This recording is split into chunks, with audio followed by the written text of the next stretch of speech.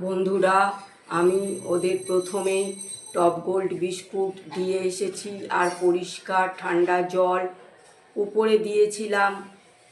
ভাবলাম প্রচুর গরম, জলটা গরম হয়ে যাবে, তাই আবারও নিচে নামিয়ে দিলাম। আর আমি দেখো টপ গোল্ড বিস্কুট আর চা নিয়ে বসে পড়লাম।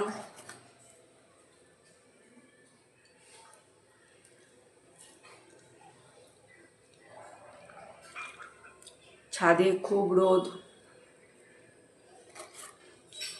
দাঁড়ানো যাচ্ছে না বন্ধুরা। একটা কাক এসে টপ গোল্ড বিস্কুট নিয়ে গেছে বন্ধুরা। আমার শান্তি যে ও খাবারটা নিয়েছে। ভিডিওটা দেখবে।